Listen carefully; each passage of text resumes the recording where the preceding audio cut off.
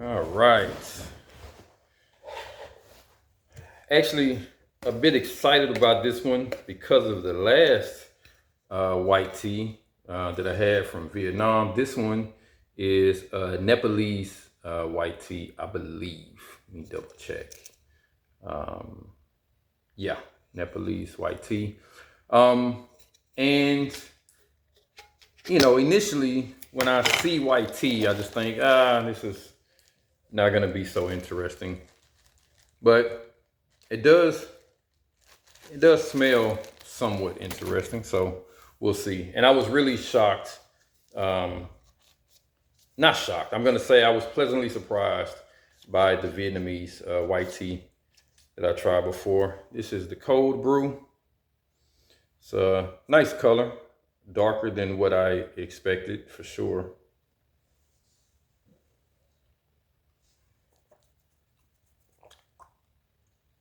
Definitely sweet, sugar sweetness.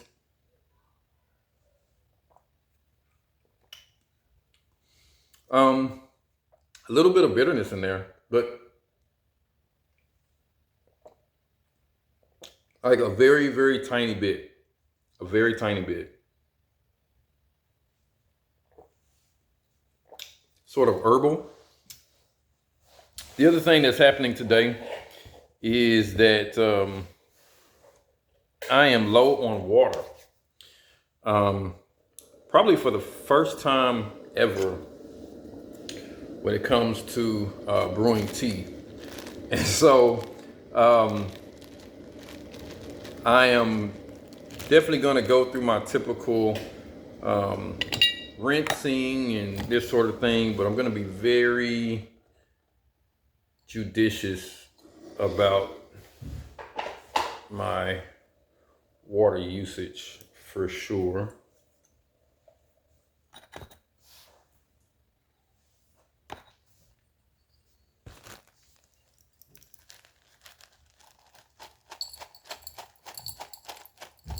Hopefully I'll be able to get water tomorrow.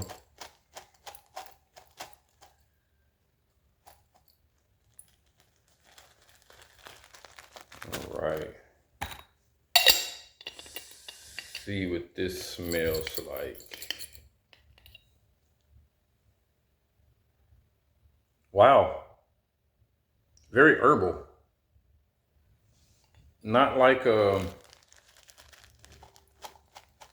not a typical white tea at all,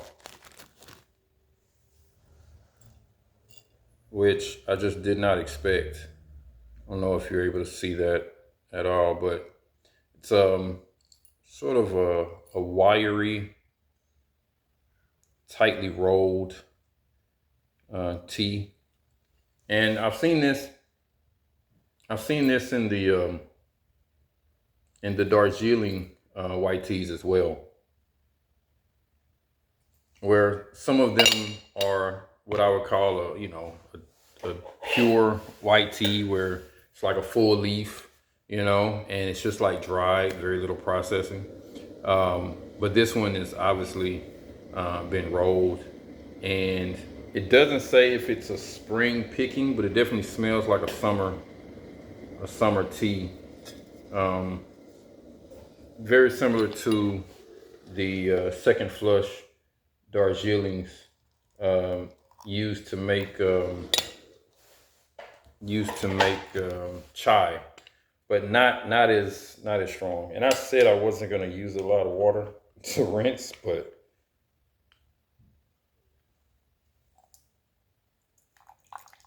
I did anyway, just out of habit. All right, let's see what we get out of this wet leaf. And I'm assuming that herbaceousness is just going to be like times 10 right now. Let it air out a little bit. Yep, that's exactly what happened. It's very, very herbaceous for sure. Um, the cold brew, it does have that herbal thing going on for sure.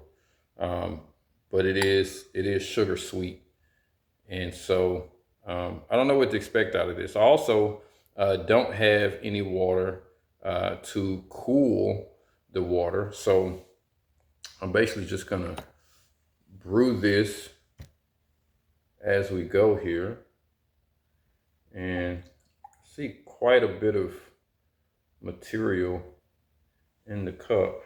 And I did not bring my reservoir. I got an idea. Use the can lid. There we go. So I think what I'm gonna do is I'm just gonna not heat the water again and just let it cool naturally. And that still means for the first couple infusions, it's still gonna be pretty hot. And I'm thinking I'm gonna let this one go for about 30 seconds. This one, I think maybe you can overbrew it, but probably not. I mean, I don't know if there is a white tea that can be overbrewed, honestly. Sure there is somewhere. And yeah, still a lot of material in this one. Someone did mention that, like, you know, some teas just need a fine mesh filter, but I still think it has a lot to do with the quality of the leaf. And this one does seem to have some cut up pieces in there. So not awesome quality, but you know, it does say something too about the fact that these leaves are like pretty tightly rolled. So I imagine the rolling is definitely gonna break some leaves. It's probably done with the machine too.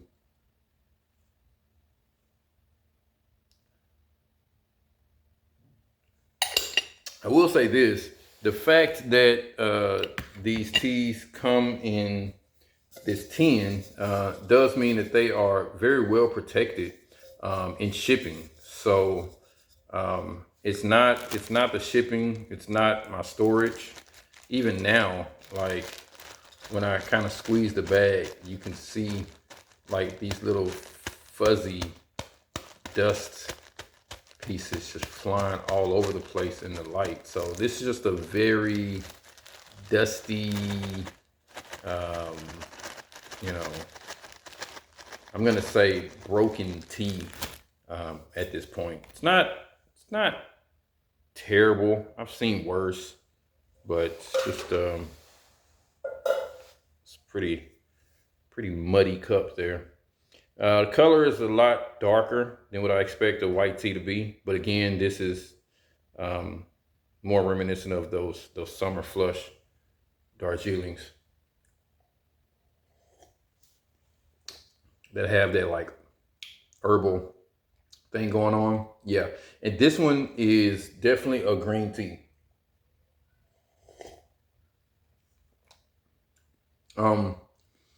But it does have some of that fresh, it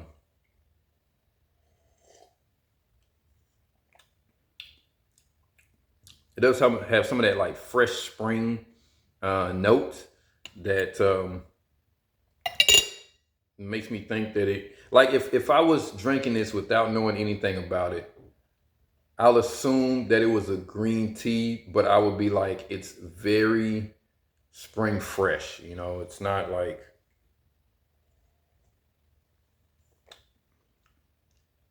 yeah, it's pretty good, but it is definitely a green tea.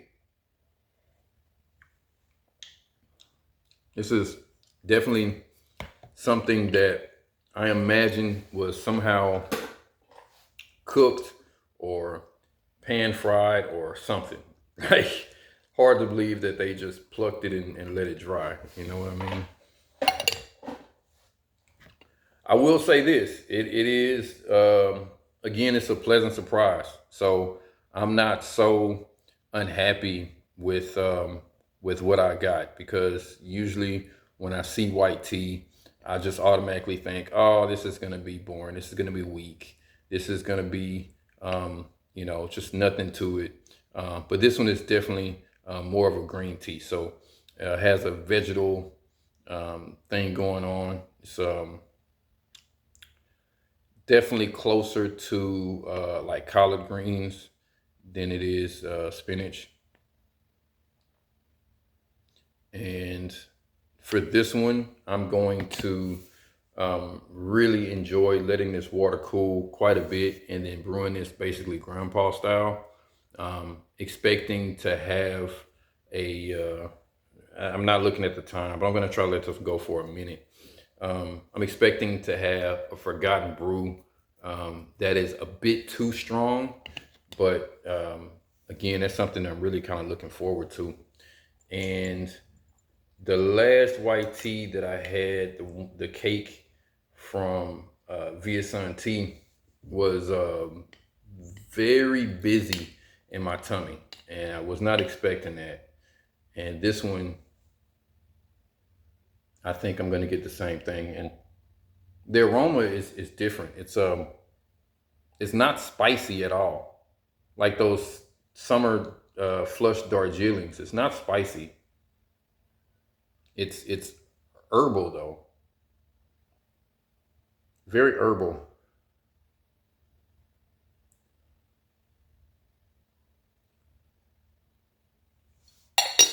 The cold brew has that, and you can see the broken leaves in the bottom of in the glass there, and a lot of those fuzzies. The fuzzies I'm happy about. It's always cool seeing those, seeing how they sparkle in the light's really cool. But a lot of those broken leaves, for me, just says something to the quality of the leaf and the handling of it. So not awesome, but again, not terrible. I've seen worse.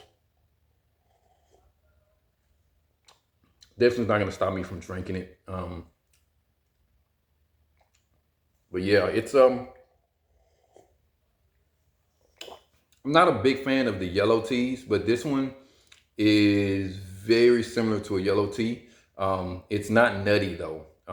It is there's, as soon as I said that, whether it's a psychological thing or not, it does have some nuttiness on the back end, but up front is very much, um, and again, it's right in the middle of a very herbaceous white tea or a very light green tea.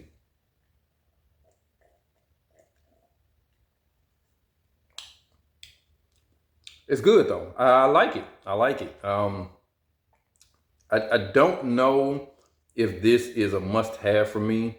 I think it does fit a nice little niche. I mean, I'm going to keep this. Now, I'm going to say that right away. So far, I think there's only been two teas from RAKKASAN that I've decided to keep. And this is definitely going to be one of them. I like the niche that this fits in because it is definitely a nice green tea, but it's different enough from a green tea that it makes it interesting. I do like that.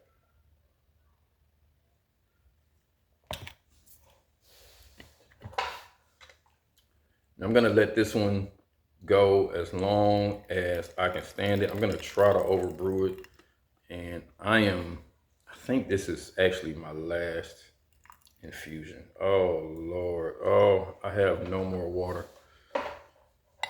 Oh, you know, I am very much missing Ecuador right now. I'm ready to be home. I feel like my life is on hold.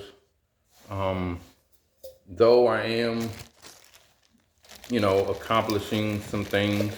I am happy to be here. I really am. But I do feel like my life is on hold. I feel like moving to Ecuador was starting a new chapter in life, and it was. And I have so many fond memories of that place, and I'm ready to get back there and continue on this journey, following my dream. Um, and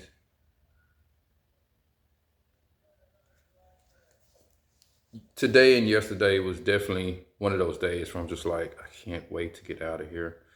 Um, oh, I know what I was thinking about. So I've been following the news of the power cuts in Ecuador, which I experienced when I was there. The power was out for a couple hours a day, um, if not more than a couple. And it wasn't a huge deal. Now the power cuts are like 8 to 10 hours a day, 12 hours a day. And I imagine that there's definitely going to be some pain points in that, but it's something that I definitely feel like I can overcome, and actually a challenge that I look forward to overcoming. I don't know. I guess I'm weird that way. Like, I like the idea of being without electricity or water and like figuring it out. Like, I don't know. I like that idea. Um, Here, being without water is not fun. In Ecuador, I was blessed that I had two neighbors literally right next door and across the street from me that sold water. So I can always just go over there and buy a big 5 gallon of water for a buck. Here, I have to go to a grocery store, which is a mile away. It's not horrible, but you have to get there, right? And then you have to lug the water back. So, um, it's a thing. So I don't have any water. I have none. I can go to the gas station up the street and overspend for water. Um, but as far as the grocery, it's just not going to happen tonight. And I'm going to sincerely think about walking to the gas station to get water because I want to continue enjoying this tea. I really do. I think I like it that much that like I will like I don't know. I don't know. I don't know. We'll see. But kind of sad that this is my last infusion. It really is. Um, I have milk. I have coconut water. Um, but even that, it's like it's not the same. It's not the same. And the other crazy thing is like, okay, so Ecuador, you can't drink the tap water. And I was told basically as soon as I got here, like when I first got here, I was drinking the tap water because I'm always interested and excited to drink the tap water from different places. Um, because I know that there's things in the water, whether they're harmful or not, that I'm not going to get anywhere else. And I think all of that can be good for the body, even if it's just like a decent workout for your immune system, right? So I always like to drink the tap water when I travel throughout the US. But I was told not to drink the tap water here. And then I actually did a little bit of research. And sure enough, there's lead in the water. Then the situation is so bad that there is an organization that went around testing water, and they came here and they tested the water, and sure enough, they found lead in the water. Now, there are things that you can do to mitigate that, which means letting the water run for a long period of time, because I believe the issue is actually in the pipes, not at the actual water plant or whatever. And they gave me a filter, but the filter doesn't fit. So that's a leaf. So I can't even filter the water. And so now I guess the question is going to be like, you know, is it going to kill me to drink the tap water? No. It's not going to kill me. Like, I can do it. But I haven't drank the tap water ever since someone told me not to. I use it to brush my teeth, but that's it. I don't even cook with it. I mean, lead is a big deal. Growing up in Dallas, like, we all heard the stories of the people in West Dallas having lead in their water. And because of that, the city, I think, either settled with the residents of West Dallas or something. But all I know is it was a well-known fact growing up as a kid that people in West Dallas got crazy checks. That's what we call them, crazy checks. Or maybe Social Security disability or whatever because of the lead. So, yeah, when I heard lead, I was like, oh, no, I'm good, man. Lead can affect the brain. That's a big deal.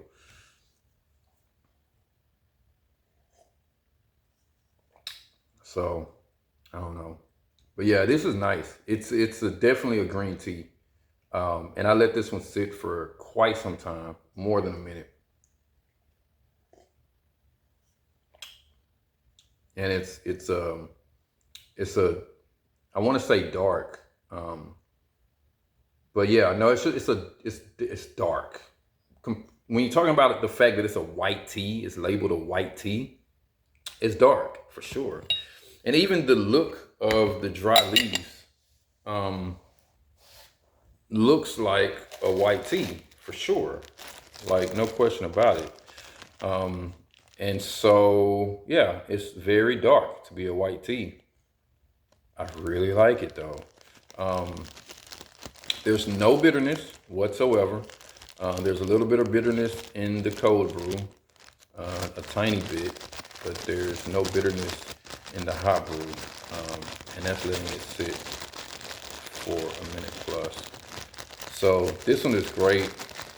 I have a feeling that if I went overboard and tried to brew it grandpa style from like the first infusion, I think you can overbrew this. But just, brewing normally, I don't think you can overbrew it, even if you let it sit for too long. But yeah, this one is cool. This is a keeper for me. I'm gonna have to go back and look at some other videos, but I think the Nepalese teas, I think I have a thing for them, which makes sense because they're so close to India, and I love Darjeelings.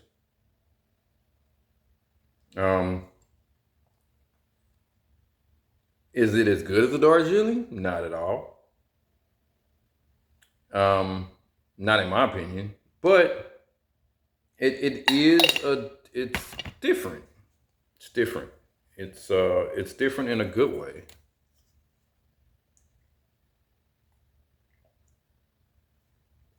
I'll say this: out of all the yellow teas I've had,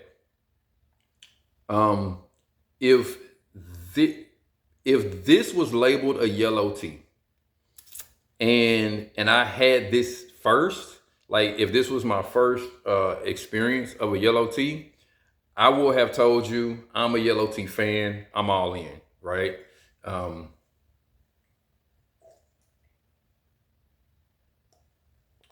and it will have changed my trajectory of tea for sure, because I would have been a yellow tea fan, and then I would have been very upset by all the yellow teas that I had after that, and I would have gravitated more towards this, and then this will have definitely for sure made it into my bag of teas.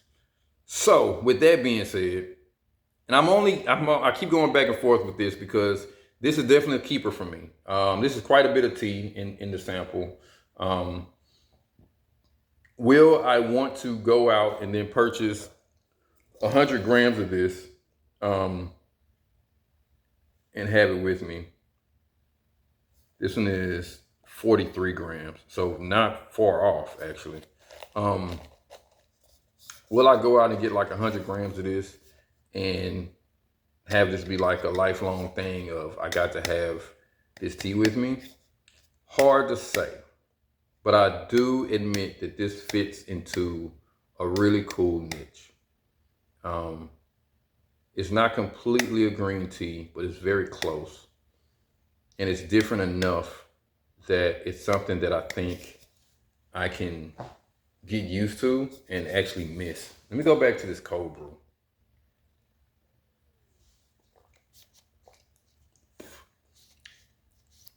Cold brew has some broken leaves too.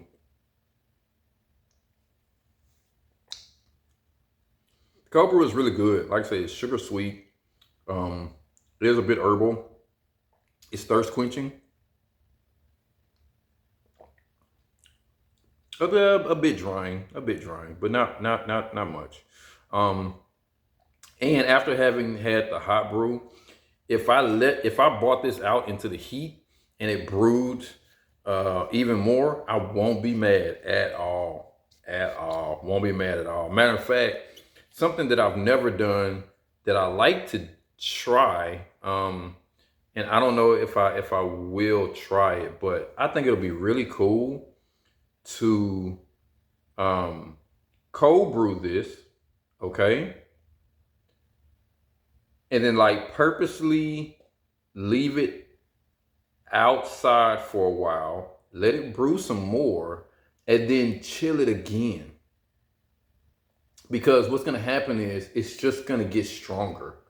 But it also may get sweeter too. I've never had that experience before with a tea, but I like it.